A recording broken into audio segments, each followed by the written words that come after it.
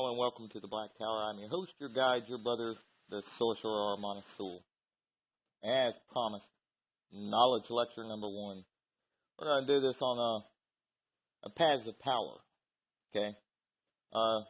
This will be very different from anything else I've been doing so far, in the fact that, I can thank my wonderful, beautiful wife for having convinced me to share what I know on a personal level with my viewers. Now, I understand that some of this may not be down everyone's alley, and that's fine, to each their own.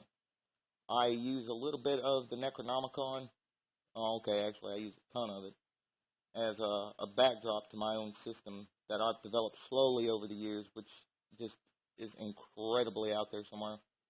But it is a system that works, and it's one that I've taught others, so forth and so on, to finding their own inner power, their own true power. And in so, I'm going to do a series of knowledge lectures this year, where I am going to try my best to explain section by section, and not necessarily in an order, but different aspects of what being a sorcerer is about, how it works, what it's for, what it does, so forth and so on. And so, without any ado, just quick shout out to every single one of you, my viewers, my brothers from the Black Tower, and my brothers and sisters that have recently joined the channel. I do appreciate you. You are appreciated. I am grateful. I am thankful. I love each and every one of you. Rock on. Alright, so let's start off tonight's. This is going to be an hour long, so I warn you now, this may be a little heady. I don't know. But let's try it. Okay. So check it. In high magic, they have the tree of life, okay? And in certain left-hand paths, they have the tree of death, or the clipothic tree, so forth and so on. All right. Well, how do I see it? How do I visualize it? How do I work with either one of these? Well, to start off, I did a video not too long ago where I made a short reference to the halupa tree. And the halupa tree is like a sacred tree that grew in the Garden of the Gods, that the gods tended to. Even the abominations tended to, according to some of the carvings found in the Mesopotamian area. Well, like I said, anything that was depicted or drawn concerning someone's belief systems has powerful, strong imagery connected to it, and secret knowledge, secret wisdom hidden in it. And it is up to the practitioner to discern said secrets. Well, I'm going to try my best to try and weed through all the grass and, and get to the tree. And here's how I'm going to do it. Alright, so in ancient world you had the halupa tree, which is like the great tree in witchcraft, Yggdrasil of the Norse, so forth and so on. In high magic, they have the tree of the Sephiroth. Well, this is great and dandy. Each one of those spears, according to the Mesopotamian area, sketching, carving, whatever it's called, showing fruit, and gods and abominations tending to this tree and to the fruit itself. And these could be seen as the precursor of the Sephiroth. Okay? Well, I'm not going to get too much in depth about what the Sephiroth are, what they represent, and the order, and all this other stuff, because that's just utterly something else than what I'm trying to go with, okay? So let's try to keep this simple, easy, and to the point. So here you have these great beings, and they're tending to this sacred tree. And I've said before that I imagine mankind, its soul, as being that same tree. It finds its connection to the halupa tree, or the great tree, or Yggdrasil, or for whatever tree, but the human soul is symbolized by a tree. Now, I think this is very interesting, because in the Bible, and I'm not breaking off Christian or anything like that, because, as most of you know by now, absolutely am not. However, the Bible is one of the greatest grimoires ever written, if you can ever get past the story. If you can just get straight to the nuggets, you'd be good, but they don't do that. But that is not the point of this video. But the Bible is one of the greatest grimoires ever written. And I believe that a lot of arcane mysteries and secrets were buried within it. You know, where kind of like in traditional systems where, you know, where voodoo and Santeria and all that, you know, corresponded and worked through Catholicism in the form of Santeria and so forth and so on. Maybe, perhaps, that ancient halupa tree found its way in some story form one way or another, whether mouth to ear, whether teachings, whether writings, whatever. But the point isn't where it came from and all this, that, and the other. Right now, you should be unbiased as hell and just like, you know, I can look at a thing without judging it or even thinking about it or even caring about where it comes from and so forth and so on, because knowledge is power and all that. Well, so this tree in the Bible, in the Garden of Eden, mankind was in a garden. And there were two trees, and God said, oh, don't touch that, don't eat it, don't. It was like, get off the porch to a dog or something. Well, one was the tree of the knowledge of good and evil, and one was the tree of life and death. Well, thanks to a serpent, according to the storyline, mankind decided to eat of the fruit of the tree of the knowledge of good and evil. So mankind knew good from evil. In other words, he developed conscious reasoning, logical skills, the left and right hemispheres of the brains, if you will. You know, the use of both sides, you know. And so this was the knowledge of good and evil. This is where it came in. Now, there's a tree they just don't talk about. It's mentioned. The tree of life and death. And, you know, and apparently God was like, well, we're glad they didn't eat of that tree, for then they would have lived forever, right? I think you can see where this is going. Let's find that tree. Let's eat the fruit thereof. And let us be immortal. And let us be as the gods. And that is one of the aspects of sorcery.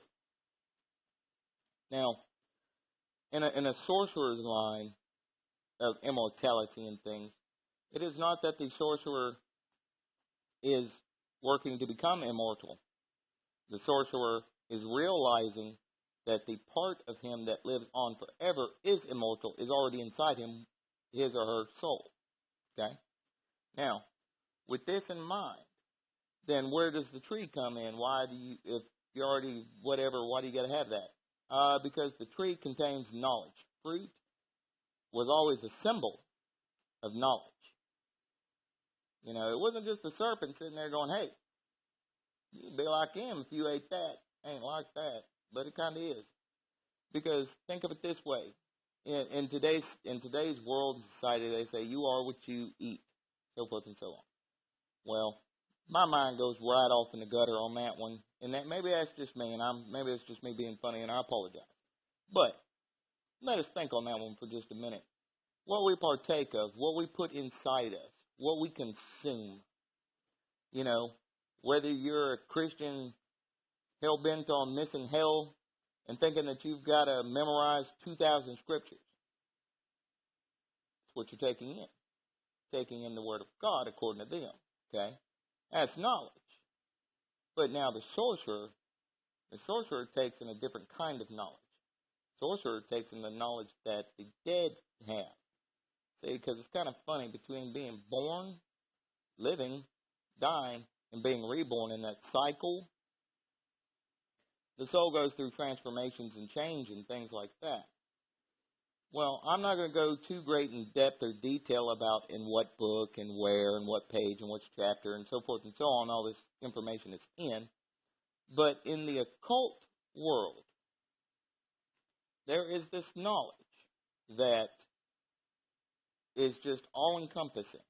And when you read it, whether it's the Bible, whether it's the Quran, whether it's some holy sacred text, whether it's something that you channel through a spirit or a deity or whatever, or whether it's somebody else's works, something that they threw out there that you hadn't thought of or that, you know, you hadn't realized or set upon in yourself yet.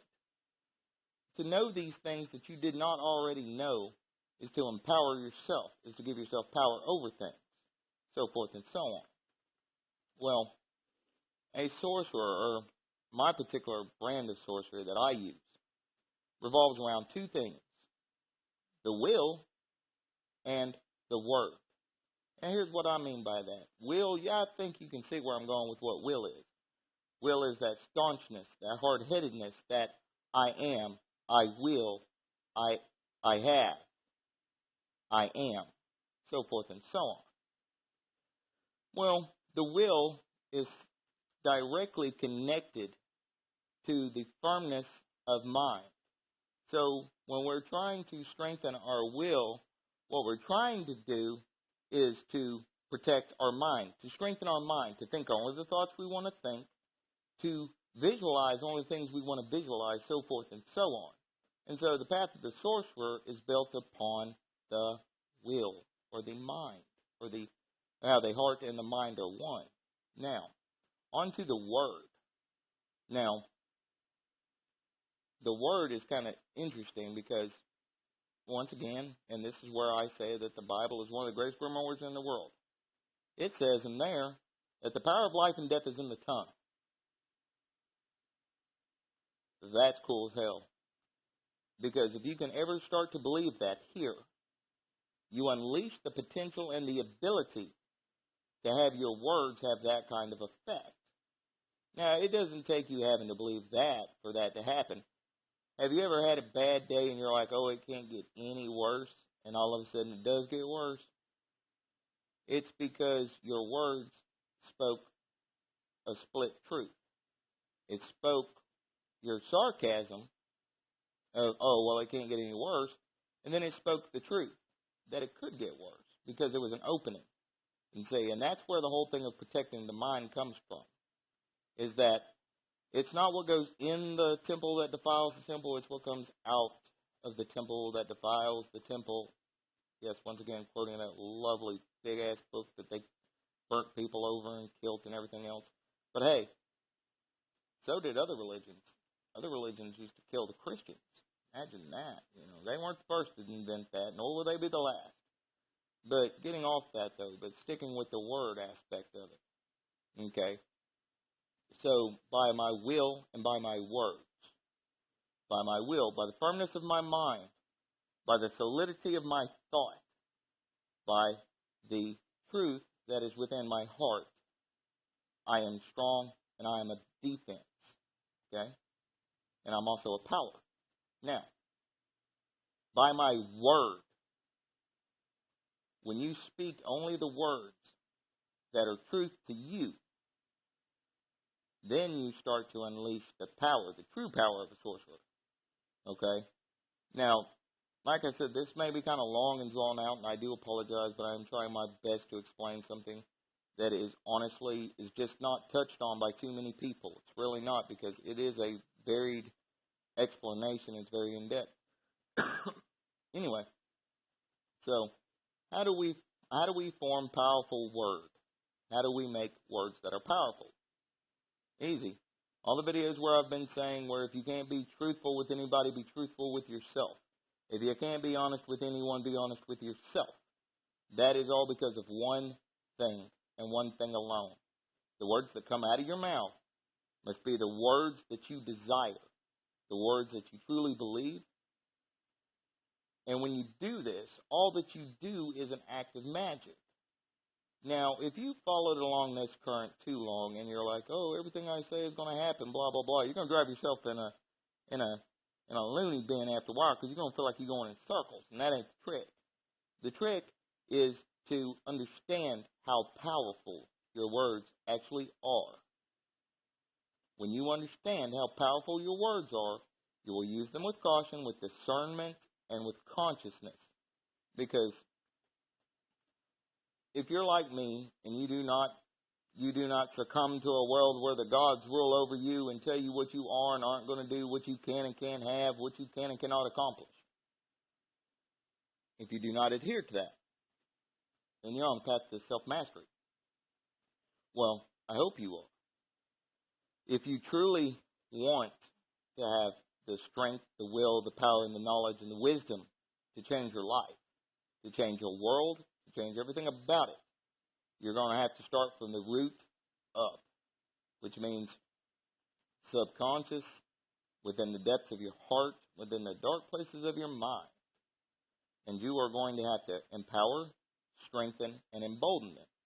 And the only way to do this is to feed them fruit. Now, there are a bunch of ways you can do that. I usually started off very simple. I would make a list of okay, Waylon, what do I believe? I believe that all things are one thing, yet separate. I believe, now, going on down the line, I go like, I believe that all things are upon the same level. There is nothing over or below me. But at the same hand, I am neither above nor below anything or anyone else. And so forth and so on. Now, in my journal, I might put more of detail of exactly what I believe about that. Like, for example, in today's day and age, let me start over. When I was a child, we had, when we go to school, you had spelling bees and you had contests and all this other stuff. I was always entering these things and always trying to get first place. Sometimes I got first, but most of the time I got second or third. Well, it's not important which one I got on, but the thing is that only those top 3 people got anything. There could be 100 kids in it, but the top 3 were the only ones that got anything out of it. Now, and nowadays in the touchy-feely, pudding kind of way world we live in now, everybody's like, oh, that's not fair, that's not right. We had Special Olympics as a kid, and every single one of them got something for participating. And they were just happy to be there. They didn't care about the award. They were just happy to be there, just to do it, just to be a part of it. But in this day and age, they think that if everybody doesn't walk away with something, some kind of reward, just for trying, that they're going to give up. Please, you're making the human race even weaker. And here's what I mean by that. And I'm very careful how I say things and what I say because I don't want to be misunderstood or thought to be an asshole because I'm not. I can be an asshole, but I'm not like that. Within us is a very strong power force individual. You want something? Work for it. Work. Get it. Work to attain that which you desire. Don't sit down on the bottom. When we were kids, you didn't sit in the ground crying, oh, boo-hoo, I don't have this, I don't have that. No. We went to mom and daddy, hey, I want such and such. I'll do chores, I'll do whatever you want, just, give me this. We found a way. This is what we did. Well, in contests and things like that, it worked to create pride in the individual who got in one of the top 3 places that, I got, oh, yeah, all that hard work paid off. Well, the person who got to the top, who actually got one of those 3, they weren't lording it over the rest like, ha, ha, ha, how dare you, you're all stupid, and you're not as good as I am. It wasn't like that. It was like, yes, I got this, yeah, I did this. And it was strength and attainment in what we had gained. Now, for those who didn't, some of them were sad, some were upset because they hadn't, but they didn't give up.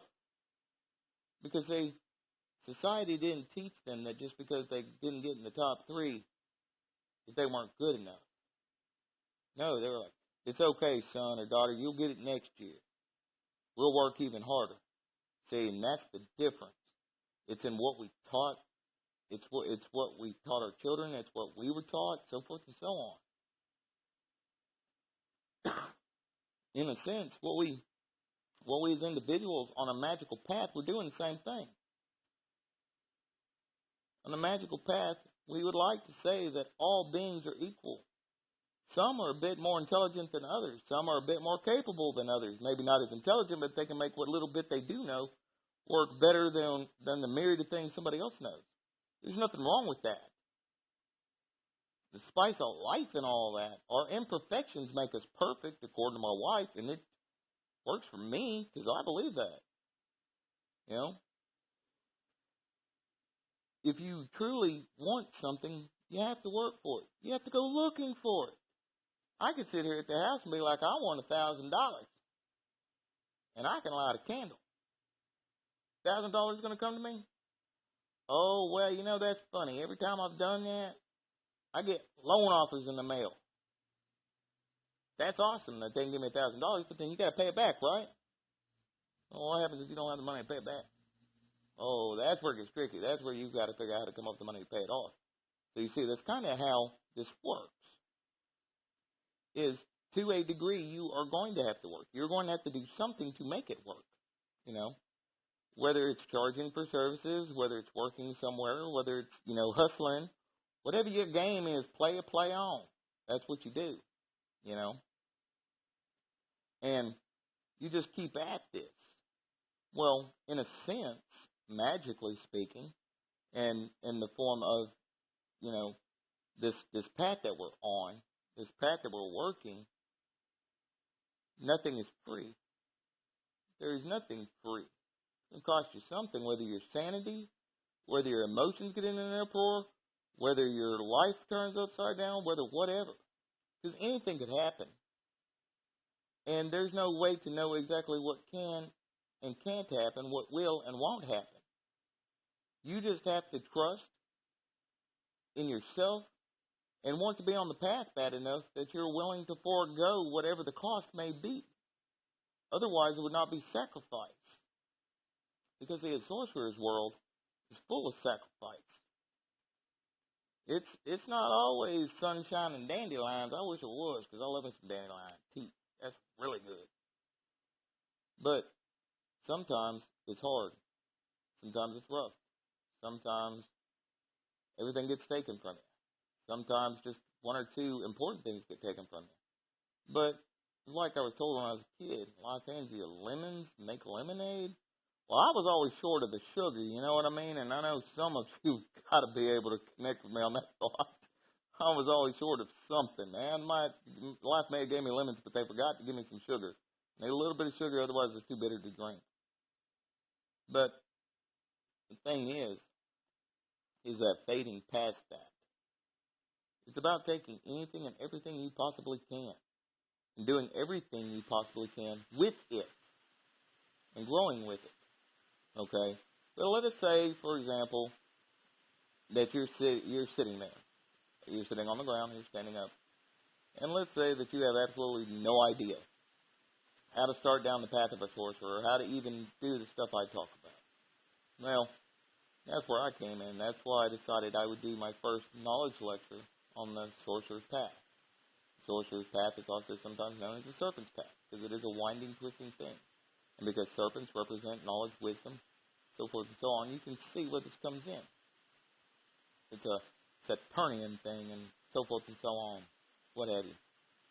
But now, years ago when I was first reading the Necronomicon, and I was first looking at it, and I felt to be called a priest. You know, work with the gods, the abominations, work with them all, love them all. I realized something outside of a desire in my heart, knowing in my mind that's what I wanted. I had no idea how to work with them. Didn't have a clue how to even begin it. And if you've never picked up a magic book and you don't know anything about ceremonial rites or, you know, ritual or anything like that, it can be a bit confusing. It can be a bit disconcerting. Okay? But now, what I'm bringing to the table, what I'm bringing here today, so to speak, is a method, a way. And I will do my best to explain it as I go. Okay? Now, in all things in magic, you need to have what it is that you believe. What is it? What is the true source of your power? Your heart of hearts, mystery of mysteries, and all that. You know, what is that sacred thing inside you? What is it that you truly believe? You know, and you sit down and you need to write this out. Make a list of what it is you absolutely believe. And it's not that you have to sit there and consciously remind yourself every day that that's what you believe, but you need to take it in until your actions and your reactions are based on what you consciously have came up with to believe. Because after a while, it becomes automatic. And that's called programming. And that's where subconscious comes in. Now,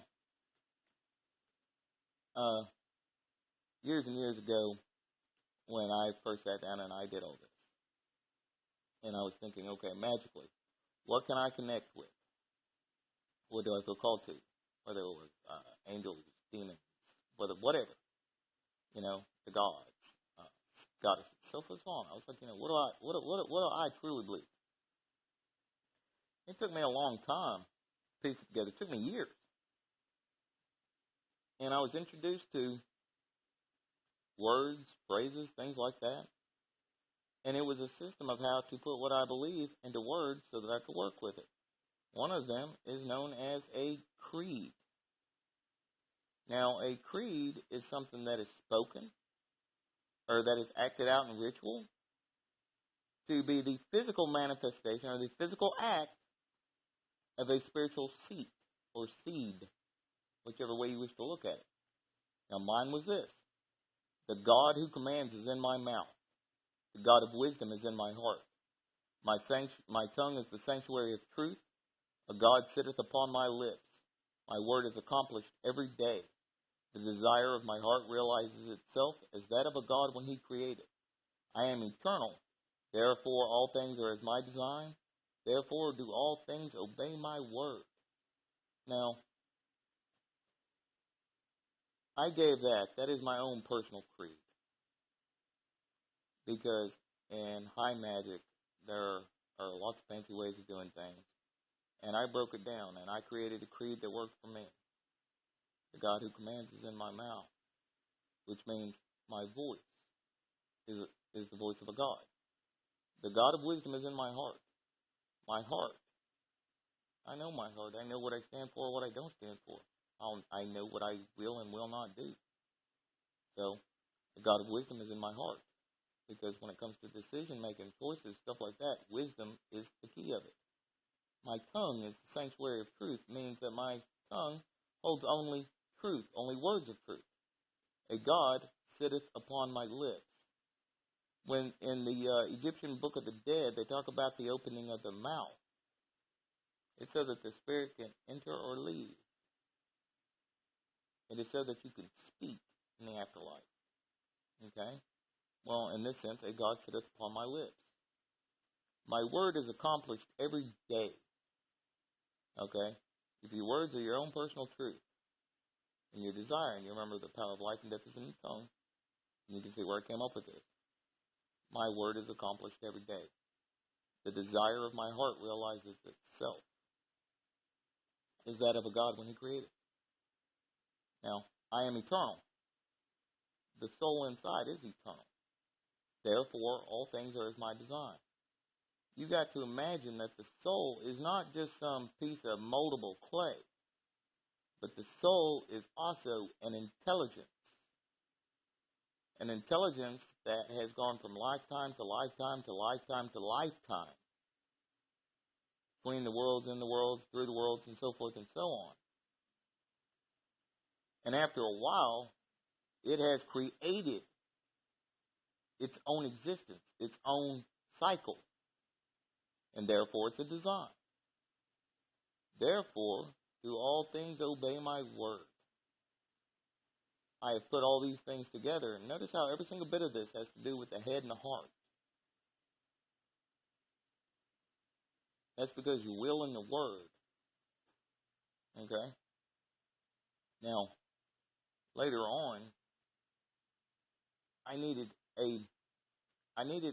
something that I would make a personal agreement with between myself and the gods and the devils and the angels and the abominations, every power that ever was. I needed something that just straight up spoke my will to these beings. Now, you can go all over the place with it all you want. This is not a pact. I call it a covenant because it is an agreement that I have made with myself that this is what I am, this is what I believe, and this is what, so forth and so on. And this is my covenant. I'm a keeper of the ancient ways. My blood is the blood of an ancient one. My soul, the soul of an elder race. By the starry roads and darkened paths I travel. As my ways are thus, so shall I attain the crown. For I am eternal. Crown, what crown? Well, in high magic, they talk about, top 3 sephira. And the body of Adam Cadman and the meditation of it. It is a crown of sorts. It's knowledge, understanding, and wisdom. Let them be your crown. that Ein Sof, and Ein Sofer of high magic. This is it in English, okay? It's just a crown. Crowned by eternity. Through knowledge, understanding, and wisdom. Through those three things. It's not enough to know a thing. You have to understand it. And it's not enough just to know and understand something. But you have to be able to put it into practice. And that's wisdom. And so these three things, they are the three ruling forces. No matter what. No matter what your belief system is, no matter what your system of magic is, it's always the same. It'll always be the truth. When you're thinking of a pyramid or a triangle, think of knowledge, understanding, and wisdom. Because basically, it is what it is. It is the basis of those 3 points. And it's a triangle of self, whether upward or inverted. It doesn't matter. That's just the thing. That goes off into elemental workings of earth or fire. And I'm not going to get into that. But I'm just saying, of all these things, these are important aspects that you yourself have to implement. Okay? Now, something else you're going to need. You're going to need a circle. And I'm not talking about a circle design, which you can sit down and create one if you want. But when you cast a circle, you want to infuse it with your intent.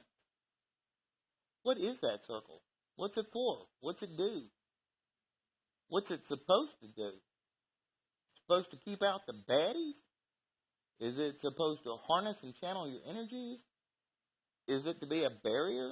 What is your circle supposed to be? Well, this is mine. I cast you now, O great circle of power, by the names of the ancient ones, by the power of my immortal soul. May this temple be made sacred and pure.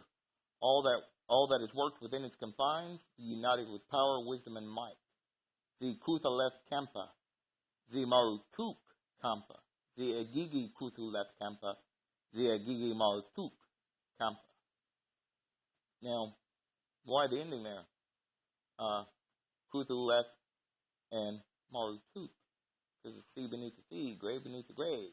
The Agigi, why the Agigi instead of the Dean Gear? Oh, this is where we come right back round full circle to the Necronomicon. Because when you were walking the 7 spheres, you were dealing with the Dean Gear. But once you have passed and you start to work with the Ancient Ones, once you start off on that path, you are working with the Agigi. And the Agigi are the gods, planes of the Black Earth. Those attending spirits and powers. Now, I myself, there are a lot of things that I do magically that I'll work, or that I'll create a temple for, or that set a setting for. But most every single thing that I want, if I want it physically and I need something, I want something, I've always found that the best thing to happen is to strengthen myself, my resolve, fix the way I look or view things, and work with them on the inner world, because the inner world is the you looking in a mirror, and the outer world is the reflection. Does it reflect most perfectly and bring into your existence, into your physical world, what you desire? Or does it show an imperfect image because the glass is, warped or something like that, or not clean? You see, this is why we work on the inner world first. Because when we cleanse and heal and direct and everything else, the inner world, the outer world has no other choice. And I do mean this with just what I just said. It has no choice but to mirror and mimic most perfectly what is within you. Now, others can influence and warp and direct and everything else, and this depends on who and what you surround yourself with. If you surround yourself with people who always wish you nothing but ill, it may not be the fact that your inner world is not reflected most perfectly. It might be being held back and affected by those around you. This is where it comes in play that, that we surround ourselves with like-minded people. And that's supposed to be the idea behind communion one with one another, or, the gathering in like a religious sense, whether it's sorcerer or witches, magicians, whether it's whatever, magical community, all come together. The reason why is because we are stronger in number. We are stronger when we're together, when we're around one another, because that energy is just constantly flowing back and forth. Not attacking, no. Strengthening, How do you think religions have held up to scrutiny for so long? It's because they gather. Because they know the power in their numbers. Not necessarily, oh, well, I've got, so many people that come to my church, and no. But it's because their personal beliefs, they find a commonality with one another. Then when they get in numbers, well, just like it says, where two or more gathered in my namesake, there I am also in the midst of them. Or, as it's also been written elsewhere, is that where two or more can come together under one thing, there I am. And basically what it means is that when you gather in number, whatever the one thing is that everyone can agree on, that is the thing that is. And the more people there are, the more powerful it becomes. Now, I'm pretty sure all of you already know this, so I apologize if you do. But for posterity's sake, I'm putting it in the video. Now, let us go on to the part about creating sacred space. Now, the circle, you cast a circle, that's great. You've got your area about you. But how do you create a sacred space? I don't care if you're in a basement. I don't care if you're out in a field, which I have done to 1 o'clock in the morning under full moon and frost on the ground with my sword in hand, doing my circle of sacred space out in the middle of a field. It works. But how do you create sacred space? How do you create a magical temple wherever you go? There are myriad of ways of doing it. However, I'm also going to share mine. Okay? Now, this came down to me. I've been using this for, it's been a while. With certain magical left-hand paths and vampiric temples and stuff like that. Some of it. Some of it I turned and I reworded, changed it to fit myself, which is what you should do. But this is called constructing the temple. Okay, so if you're standing there, cast your circle about you, everything else, stand there. By the names of the ancients and the power of my immortal soul, do I claim this space as my sacred temple, where I may celebrate my rights. May my will be the foundation. May my focused energies construct the walls. May nothing I do not welcome enter here, so the ceremony is perfect and undisturbed. By my will do I declare this, by my words I make it so. Now you might be saying, well, but you didn't call the quarters, and you didn't do this, you didn't do that. The interesting thing about sorcery and any other kind of path, is the fact that all the pomp and ceremony is awesome, if that's what you want. But a sorcerer goes for what is effective, what works. Do you have to call the four quarters? Do you have to do this? Do you have to do that? Well, the constructing of the temple set the sacred space. It said the foundation and the walls. That's a temple. That's a sacred space. There's your four quarters right there. You didn't have to do all that. It's nice if that's what you wish to do. But there it is. Why do you not call upon any particular god? Because if you're a sorcerer, you see yourself as a god or as a goddess. You see yourself as divinity. You are the center of your own universe, the center of your own world, center of your own cosmos. So why do you have to have the gods, or angels, or elementals, or all this other stuff? And I can hear the arguments now, and that's fine, but do it however you want to do it. But this is the concept behind sorcery, is the fact that you don't have to have all the fancy names. You don't have to have this. You don't have to have that. All you need is a strong will, and for your words to have true power. And the path of a sorcerer is a long, hard, arduous journey It's a path that never ends. Because I want you to think of something. In sorcery, you're calling upon you're tapping into the death current. And here's how. Sorcerers, sorceresses, witches, magicians, whatever, that have come way before us, magical people, that have passed from this world and gone to the grave or become spirits or whatever, I refer to them as the dead, as the mighty dead, the hungry dead on occasion. Because these were people who lived and followed a path of self-empowerment. And because they focused it and constructed it and made themselves this thing, when they passed on, their knowledge was retained and held, but it was held in the grave. Who's left, check that. And that's why it has that on it. Okay? And so, when you're doing these dark rites, what are you doing? You're calling out to the spirits of the dead, of those who have walked the magical path. You're calling out to the ancestors, the magical ancestors. See, we, now in this time, we walk in their wake. They've already come before us, and we come after. But after us shall come more. So we are both before and after. And if you remember the descent of Inanna, where it says that the dead went before her and after her, think on that one. Twist that one around in your mind until you understand what it said and what I just said about how this whole descent thing works.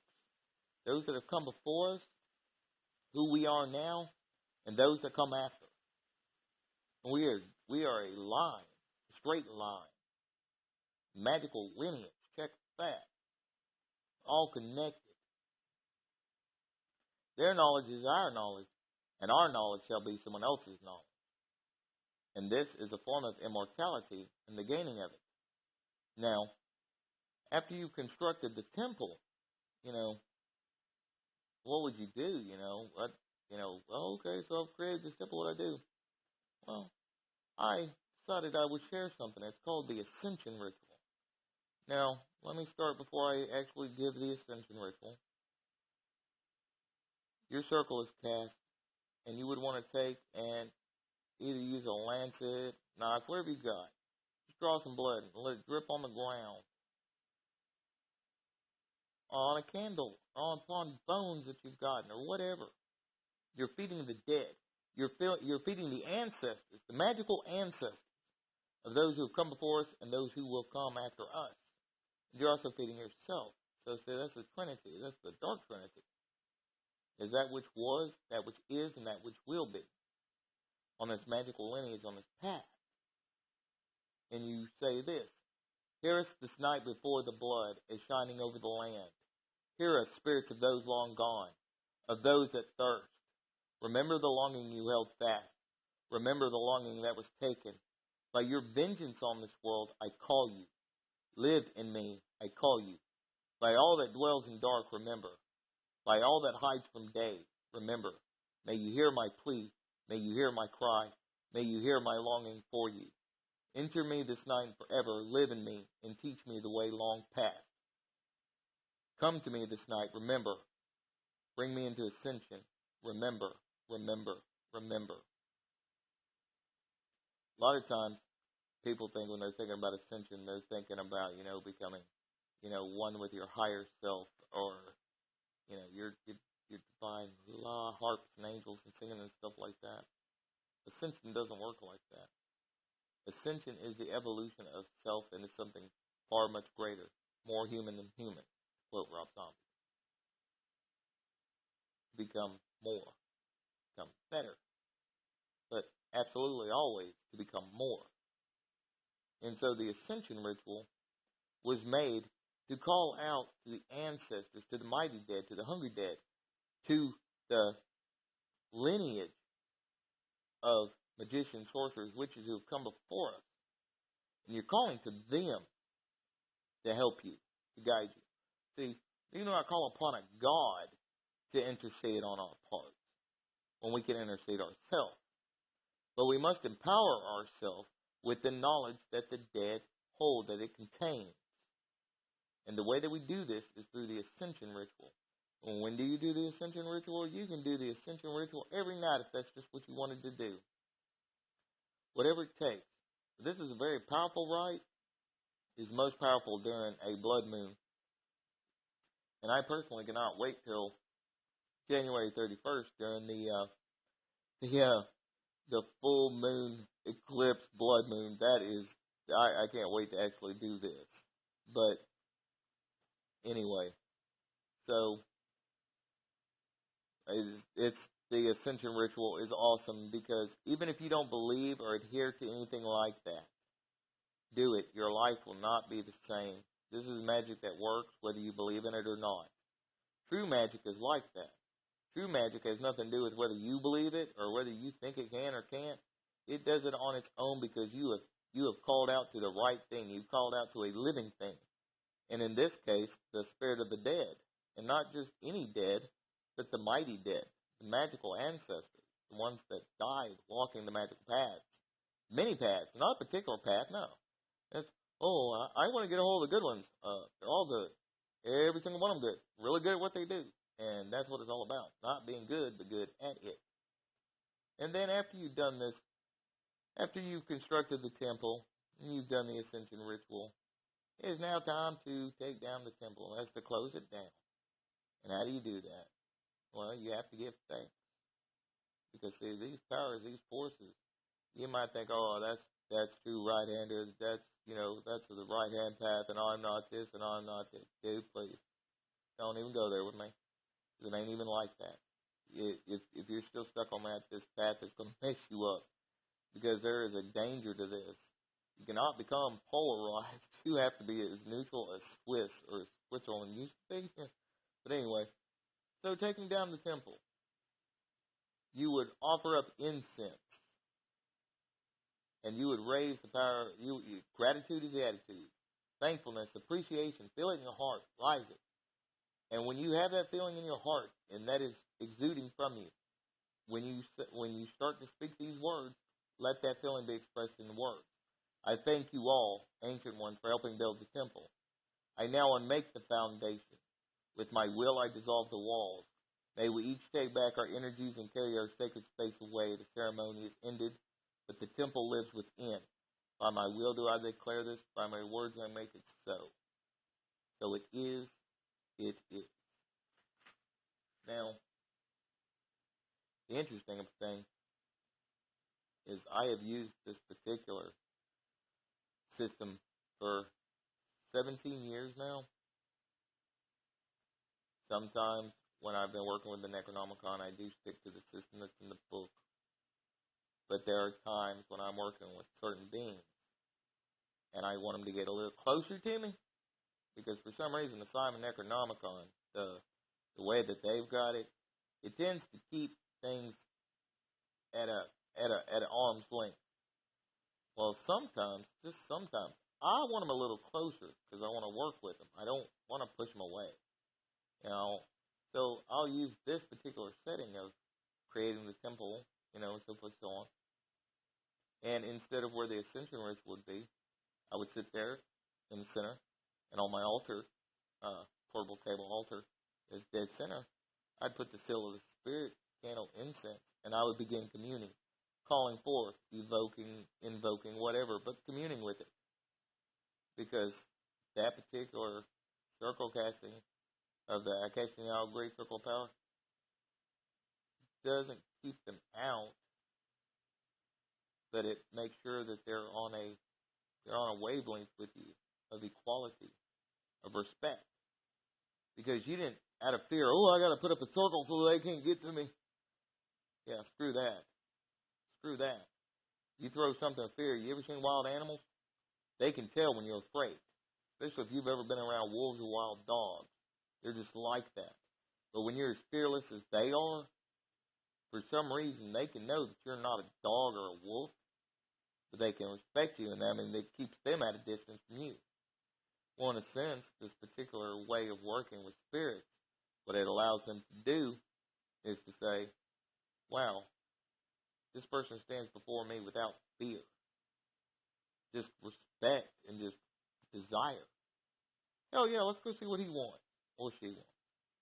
And that's why I use it, because it works like that. I know this has been a long video. I apologize if it's a bit wordy and windy. Do forgive me. Although I do hope that each and every single one of you get something out of this. You know, I apologize for it being so long since I've come out with the video. It has taken me 3 days to put this together in a fashion I was happy with. That I was like, okay, it's not going to kill me to do this. So with that in mind, I wish each and every single one of you peace and blessings from the Black Tower, from the Sorcerer Path. Till next time.